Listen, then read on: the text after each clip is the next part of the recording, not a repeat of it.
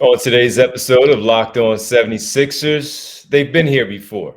What are we talking about? Well, no point guard, no James Harden, no Ben Simmons in the past. We've seen the core three of Embiid, Harris, and Maxey have a pretty good start to the season 1 year ago. We'll talk about why they've been here before and why it may help them in this particular case with no James Harden next, right here, Locked On 76ers.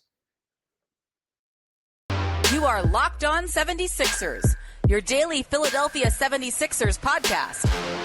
Part of the Locked On Podcast Network, your team every day.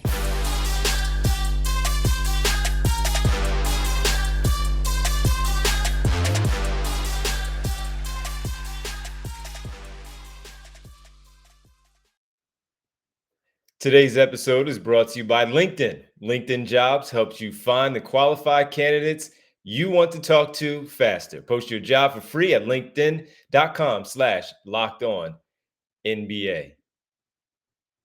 Welcome. You are Locked On 76ers. I'm Devon Givens from 97.5 The Fanatic Radio in Philadelphia, along with my co-host and partner, Keith Pompey of the Inquirer.com Sixers beat writer. What's up, Keith? What's good, D? How you been, bro? Oh, man, all good. Back here for another Wednesday episode here on the Locked On 76ers podcast. And we thank everybody for making Locked On 76ers your first listen every day. And remember, Locked On 76ers is free and available on all platforms, including right here at YouTube on Locked On 76ers. Well, Keith, we need to discuss 76ers and how they have been here before. And they've been here before because no Ben Simmons. Tyrese Maxey had to step in. Now, no James Harden. Both Maxey and DeAnthony Melton have to step in. We'll talk about why that in the past has been important, where maybe that'll help them as they begin this run for approximately a month without James Harden. We'll also get into Tyrese Maxey scoring-wise, while he's been a little bit down after a big explosion in these games where he's gone for 44, 31, all that. And he had a tough one against the Phoenix Suns where he couldn't really find his way on the basketball end of the floor offensively for the 76ers, even though they got the win. And then we'll also just talk about a little bit of stuff around the NBA as we wrap this thing up. But Keith, again, they've been here before. So Doc Rivers and his team, they've been here before the James Harden, Ben Simmons trade. We talked about it briefly on the last episode, but wanted to bring it more into the forefront here, where Tyrese Maxey had to step into that role. Game 1 in New Orleans Pelicans in 21-22. He was on the floor as a starting point guard with the uncertainty of Ben Simmons and what he was going to do. They wound up being another team again that ended up in the top 3 in the NBA in the Eastern Conference, And then James Harden, he found his way to Philadelphia. They ended up with that top 4 record there. And Maxey learned a lot of stuff. We saw that he could score the basketball on any given night, even though he is going to be on the scouting report for these other teams. It didn't stop him. Tobias Harris played well last season. Joel Embiid, runner-up for the MVP for a second consecutive year. So even though they're missing a key piece, Keith, and I know that Seth Curry is not on this basketball team, they were missing that shooting that was part of their starting lineup that they do not have right now. They just don't. And James Harden, yes, not on the floor. George Niang comes off the bench. He's not going to give you 21 off the bench every night. He may not even give you 15 a night like you saw from Seth Curry with his time here in that starting role with Tyrese Maxey in the backcourt. So they're going to have to find that shooting to help space things out and stretch it out. But they do have Maxey, Harris, and Embiid as their core group, as something that, Keith, you look at and maybe they can learn from what they did a season ago and use that a little bit more to their advantage this year? Yeah, I think exactly. I think, and that's what happened. You look at it, and last year it was one of those things where they lost Ben Simmons, who was a guy who was, a ball dominant player who got out and did certain things and set teammates up. And we saw more of, going through Joel Embiid more so. We also saw a lot of ball movement. You saw Tobias Harris handling the ball a lot. And then you fast forward to last night, and it's kind of like the same thing. Like, you look at it and they were doing that same ingredient, whereas you have going through Joel, you see a lot of great ball movement, guys getting involved, and a lot of different players had touches. So I also think that dealing with that last year, they Doc Rivers was also able to sell to the team that, listen, collectively we're a pretty good team. We got a group of collective good players, but we also have arguably the best center in the league. So we need to take advantage of that. And what you need to do is to help you out in the fourth quarter is make sure you distribute the rock and get your teammates involved. And I feel like you come into last night's game and you have Embiid, and that's exactly what they did. I mean, they looked like how they played last year. He was by far the best player on the field, on the court. But you also had Tobias Harris and George Niang being able to be that second and third scorer to help out a lot.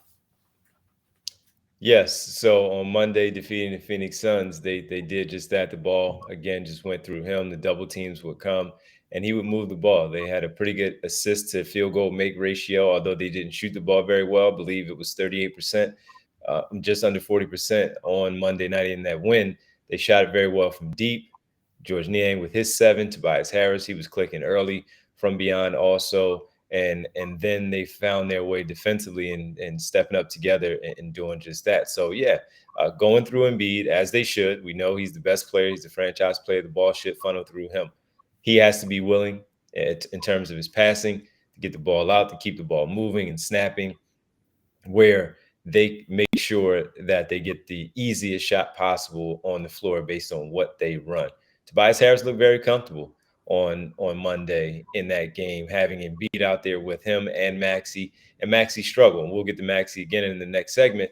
So they needed Harris's points to make up for what Tyrese Maxey was unable to give on Monday in that win. So I think there's something there that they can look back to and once again just talk about how while they have to figure some things out here and they have new pieces when it comes to PJ Tucker and DeAnthony Melton, the core three have been here before in understanding. And as you said, Doc Rivers just making sure he puts the right lineups out there, the right play calls. DeAnthony Melton is a willing passer. You saw he was passing the basketball again as a starting point guard on Monday, helping his teammates out, getting some good looks too. Just didn't happen for he and Maxey on the offensive end as far as the ball dropping into the basket and resulting in those points. But B got his, Harris got his. And as you mentioned, a team, George Niang came in and cleaned up a lot of that by getting those buckets on that end with the 3-point makes that he had, the 7 of those on Monday night. So I'm curious to see how this all goes down with them now that Harden is out and Embiid is back. They're going to run everything through him and see if the offense does in fact flow. Others will pick it up, in my opinion. Others will in fact pick it up. So very, very interested to see how they all try to come together and even talking to Doc Rivers and finding out how much, if at all, they go back and look at some of the old stuff that they did with those three, with Maxey, not on the ball primarily like he was before, because Seth Curry didn't want to leave a lot of that responsibility to him. Danny Green or Matisse Thybulle was that 5th starter. But seeing some of that with both Melton and Maxey and how they run things. Yeah, I agree. I'm looking forward to hearing what Doc has to say. All right. Well, I have some things to say, Keith. So before we get into Tyrese Maxey, which we will do next, and had a bit of a struggle on Monday night against the Phoenix Suns, and he shot the ball 10 for 29, I think it was, against the New York Knicks for his 31 points. So he's getting up some shots. Percentage doesn't look all that great. We'll talk about him and what's next for him and getting back on track for this basketball team. But before we do so, let's talk about LinkedIn. And these days, every new potential hire can feel like a high-stakes wager for a small business. You want to be 100% certain that you have access to the best qualified candidates available. That's why you have to check out LinkedIn Jobs. LinkedIn Jobs helps find the right people for your team faster and free. All you have to do is go in and talk about, looking at situations where you want to have as far as people in your business and your company and how it helps you out. You can create a free job post on LinkedIn Jobs, then add your job in the purple hashtag hiring frame to your LinkedIn profile to spread the word that you are, in fact, hiring. Simple tools like screening questions make it easy to focus on candidates with just the right skills and experience so you can quickly prioritize who you'd like to interview and hire. It's why small businesses rate LinkedIn jobs number one in delivering quality hires versus leading competitors. LinkedIn Jobs helps you find the qualified candidates you want to talk to faster. Post your job for free at linkedin.com/lockedonnba. Again, that's linkedin.com/lockedonnba to post your free job, your job for free. Sorry, not your free job, your job for free. Terms and conditions do apply. Do it today, people.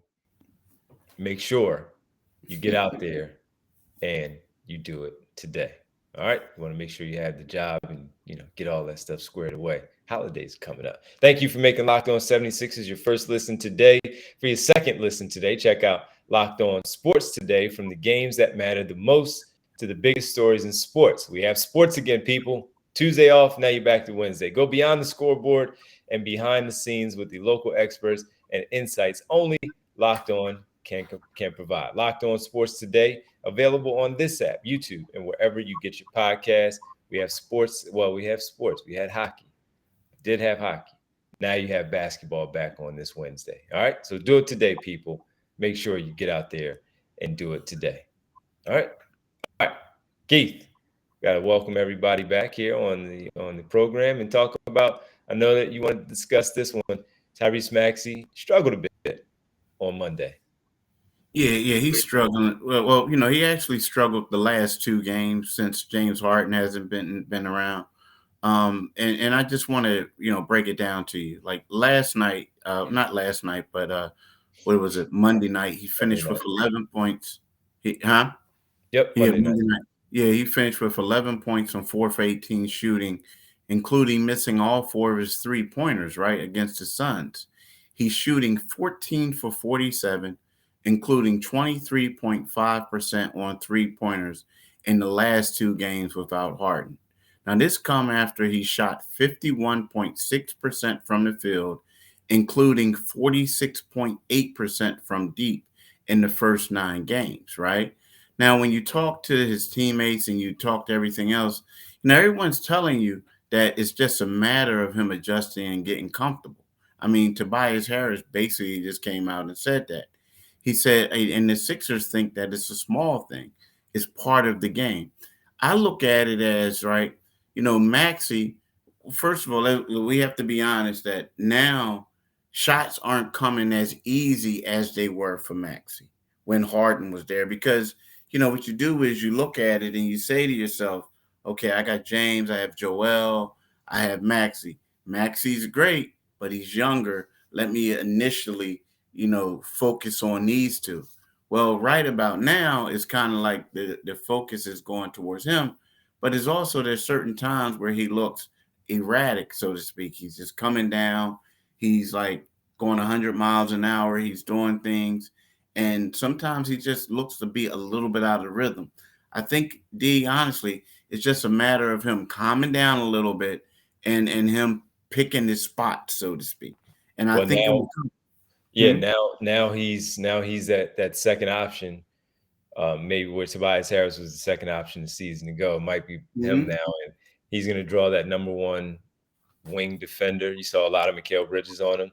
On Monday, you saw a lot of Chris Paul before Chris Paul exited the game on him on Monday. And yeah, some of the length of Bridges bothered him.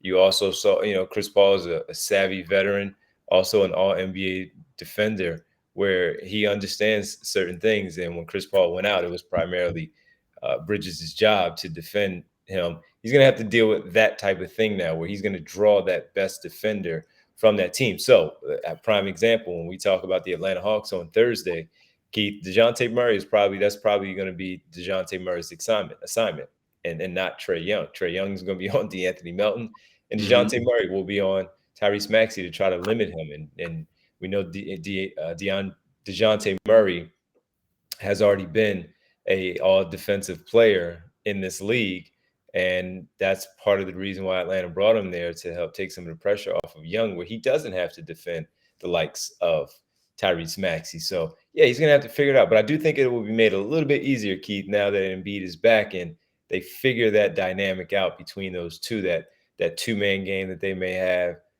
Harris doing his thing against the other defenders there. I'd imagine that he's going to draw maybe DeAndre Hunter in that one, unless they use him as a kind of a free safety out there against PJ Tucker, and not having him, kind of stick on him and maybe roam around a little bit to be a help defender, he or John Collins, whatever they decide. But yeah, I think Maxey will, and you're right. Harden set up a lot of things for a lot of people. He drew a lot of attention, a lot of penetration, kick out, better shots for Maxey. Melton is not going to draw that double team, but defensively, they are going to have to slide and make a decision on how to help, leaving their man, and he's just simply making the right pass. And if he does that, Maxey will find himself open from time to time. And then when you talked about it on Tuesday's podcast, the ball moving around and around the perimeter, continue to run in that action, it's not sticking, and then it finds Maxey's hands and being able to knock down one of those shots, or the dribble penetration, getting out in the open floor and just using his speed to go downhill to get to the basket. He just has to continue to shoot. Shooters shoot, players struggle. You get out of your slump. The only way you do that is by shooting the basketball. So I wouldn't expect him to do anything any differently than what we've seen. And I think he'll be fine. It's just a learning experience for him right now. And those numbers don't look good through these two games. They do not. Nah, but yeah, like you said, it's a learning experience. I mean, it's something that I think that he can, he'll work through eventually, but it's something he'll work through, because like right now in this season, he's still shooting 41.7% on 3-pointers, right? Absolutely. So that's still phenomenal. So, I think that it's one of those things where, he's young, he's learning, he's going from being the third option to the number 2 option. And it's like you said, people are guarding them differently now. Yep, absolutely. So see how it all plays out. A big test on Thursday, tomorrow, against the Atlanta Hawks. And he's done well against the Toronto Raptors, who have a very good defensive team with some length. And we've seen him play better. So again, that's why I'm not too concerned about it this early, because of the things that I know we've seen from him in the past, most recent past, especially against that Toronto Raptors team where he hung 44 on them in Toronto and then backed it up with another 30-point performance. So Keith, on the other side, when he talked about Doc Rivers and the job that he did on Monday against the Phoenix Suns, and if it takes some of the pressure off of him, you wrote a story on theenquirer.com about him and how maybe we need to back off him. He's the fall guy as of right now. So we'll discuss that next, right here, Locked On 76ers. Before we talk about that, I would love to talk about BetOnline. BetOnline is your number one source for your sports betting info, stats, news, and analysis. Get the latest odds and trends for every professional and amateur league out there, from football to basketball to soccer and esports. We've got it all on betonline.net. And if you love sports podcasts, you can find those on BetOnline as well. We're always the fastest and easiest way to get your betting fix. Head to the website today or use your mobile device to learn more. BetOnline, where the game starts. Do it today, people. Make sure you do it today. All right, Keith. Good coaching performance from Doc Rivers. I know a lot of people were on him for the Knicks loss, and I openly said that I didn't think he was the reason that they lost. They didn't make shots in that Knicks loss on last Friday at home. They bounced back with a big win against the Phoenix Suns. You could argue that it's the biggest one. Still, time will tell, because the biggest one was the one that was right in front of you, and right in front of you is what they needed, and they got it. So you wrote the story, though, on Enquirer.com about why you felt like he was the fall guy and all of that. And look, I've talked about many things that Doc Rivers has done as a head coach that I was not in favor of. I did not think he lost that game against the New York Knicks. They lost by 2, 106-104. Shots didn't fall. Tyrese Maxey took a rush shot with 27 seconds to go, down 2. He took a 3 where he decided to raise up in three and go for the win right there, even though New York would have had an opportunity to go out there and again try to get something done on the offensive end. Then DeAnthony Melton missed a shot air ball, 3.3 seconds left to try to win it, when again you only needed two. So I thought that that was just a game that they lost. They were shorthanded. The first game without James Harden, no House, no Embiid, and they were in it. They had a chance. It happens in the NBA. I didn't blame him, and I've been quick to blame him for things. You wrote the story though about him being potentially being a fall guy, and now everybody will be watching the Sixers with the Phillies done.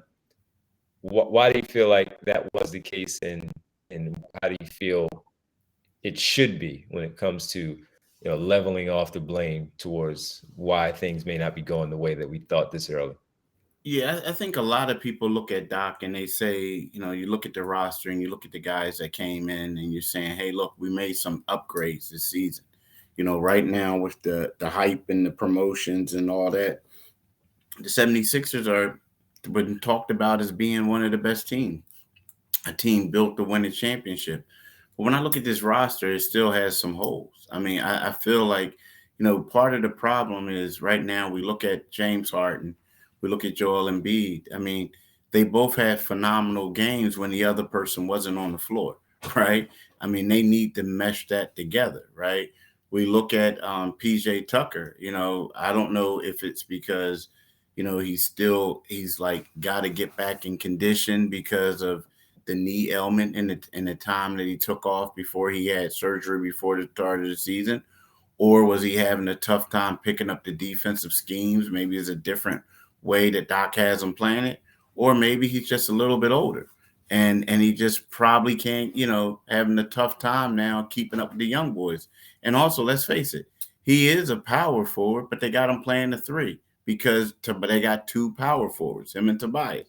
So it's one of those things where when you look at a lot of these things, you really can't blame the coach on it because he's just taking on a roster that he inherited, right? And he's making do with it.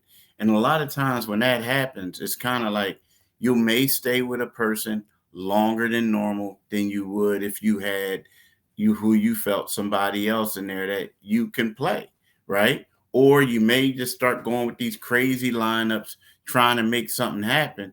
And people are looking at it like, what are you doing? And you're saying to yourself, well, what else can I do? You know what I mean? So I feel like, he made a great decision by bringing Paul Reed off the bench as his sixth man on Monday night against the Phoenix Suns and to be his backup center, because all he had to do was just provide defense, protect the rim, be physical, don't let anyone beat you off the dribble and stuff like that. So I feel like he's doing what he can do with this roster. Now, again, it all sounds good because they went out and got these players, but as we see, they're meshing together is not coming as long as quickly as people had assumed or as people as we like. So I feel like Doc is doing an okay job, for what he has. Well, yeah, man. Again, I haven't blamed them, and you're right. Oftentimes, when things like this happen in the off season, they look at the GM who made the moves, decided to bring the type of players that they brought in, and you want to roll with those guys and see at least early on if they have it. Which is why maybe when we talked about it early on, Keith, where it wasn't working, and we were pushing openly for Matisse Thybulle because of the defensive problems they were having on the perimeter. Seeing Furkan Korkmaz in the game against the New York Knicks hitting a big shot. Shake Milton getting some minutes, consistent minutes for Doc Rivers' team also. So yeah, I'm not gonna blame him, especially when you talk about the players that were brought in. They want to see if that stuff is gonna pay off for them with House and Harrell and Tucker and Melton. So far, the Tucker and Melton thing, it has worked. I mean, even when you talk about PJ Tucker, to your point, playing out of position, I just think he's a rover anyway. He doesn't really have a position because of his unique style, size wise, and all that, where he just goes out there and hoops and let the chips fall where they may. But I understand what you're talking about, and we'll see. And in the end, like we always talk about, Keith, it's the regular season. We expect him to be in the playoffs. It's just it's the matter of what he does in the postseason with this basketball team and how he constructs his roster. I mean, his rotation when we get to the playoffs and making sure that they advance past the first, second, third, and fourth, of getting to the fourth round and winning the championship. I agree, bro. All right, I man. agree. Well, listen, another fun one. Really appreciate it. We want to thank everybody for making Locked On 76ers your first listen. For your next listen, check out the Locked On Sports Today podcast. The biggest stories of the day, plus instant reactions, big game recaps, and the take of the day. Available on the Odyssey app, YouTube, and wherever you get your podcasts. Keith, do you mind telling the good people where they can find us? Yep, like D just said, wherever you can get your podcast, make sure you get this podcast. Like you can get us on Odyssey, all that other stuff. But you can also, go to our YouTube channel. And when you get to the YouTube channel, click on the Liberty Bell and you become a new subscriber, right? But also what you need to do is you really need to do it tonight. You need to listen to the Divine Giving Show. It's going to come on 97.5 FM from 7 to 10. 7 to 10 tonight. Yep. Also, what you do is you need to listen to my man or follow my man Divine at Divine G975 on Twitter. You can follow me on Twitter at Pompey on Sixers, and you can read my articles in the Philadelphia Inquirer.com. We appreciate you checking in with us. We hope you have a good Wednesday. We'll talk to you on Thursday as we preview the Sixers and the Hawks, the start of their 2-game series, a home and home, starting off in Atlanta. Keith, thanks, man. Appreciate it. Thanks, D. Have a great one, bro. You too. Mm-hmm.